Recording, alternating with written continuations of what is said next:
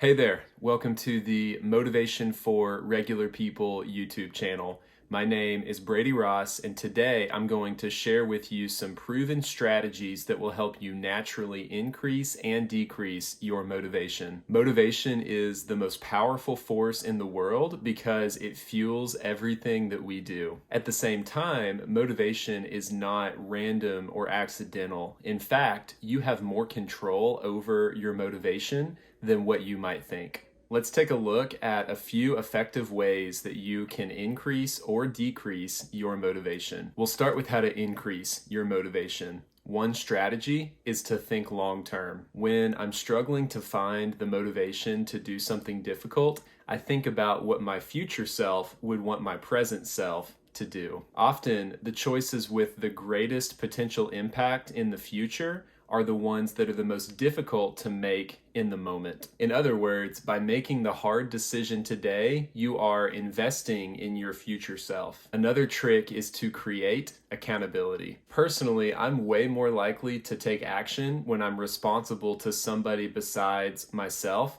And I imagine that many of you are the same way. Even telling a friend that you plan to do something will push you to take a step that you may have otherwise ignored. Here's a fun one. Make your goal enjoyable. When you make a project fun, you don't only receive a reward whenever you finish. Instead, the process itself becomes the reward, and you're more likely to move forward because you're having fun along the way. Don't forget to celebrate milestones throughout the process, no matter how big or small those milestones are. Taking time to acknowledge your wins will reinforce your progress and help you build a positive habit loop. Since what gets rewarded gets repeated, this step is massively important. Finally, don't forget to practice positive and constructive self-talk. The way you see yourself impacts the decisions that you make. You should train your mind to think positively and constructively about yourself and about the world around you. So there's a few ways that you can naturally increase your motivation.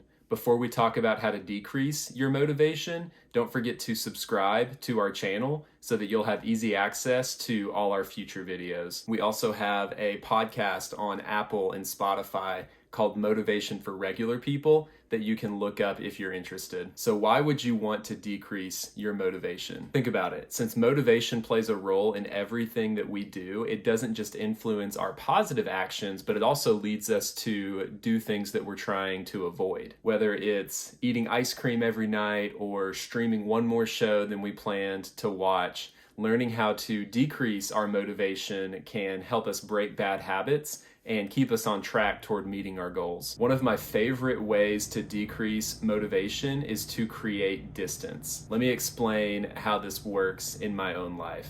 If I want to spend time off my phone, I won't just put my phone in my pocket. I will turn my phone off and I'll leave it in another room. This makes it way harder for me to mindlessly pick up my phone and check social media or flip through apps when I would rather be engaged with my work or present with the people who I'm around. You can also decrease motivation by thinking critically about the cost and the reward for every action. If you're trying to avoid a certain outcome, make yourself say out loud in real time what you are getting and what you're giving by making a particular decision. Imagine that you're thinking about going to a workout class at 2 p.m., but you're also thinking about skipping the class because you're tired. Make yourself say out loud, I'm choosing not to go to my class because I'm tired. I'm getting an extra chance to rest, but I'm giving up an opportunity to get in a workout and spend time with my friends at the class. Once you understand the pros and the cons of either option, you can make an intentional and a more well-informed decision. Lastly, a great way to decrease motivation is to find alternatives. Although you may just want to rip off the Band-Aid, sometimes quitting cold turkey is not the most efficient option. When we're trying to change our behavior or or stop an old habit will do much better if we have a comparable alternative. For example, I'm less likely to crave dessert if I can have a piece of fruit instead because the natural sweetness satisfies that craving. This is so effective because rather than just suppressing my motivation and hoping that it goes away, I am redirecting my motivation to something that is similar but not identical to what I'm trying to avoid. If you want to learn more about how motivation actually works, check out this video that I made on 4 essential truths about motivation.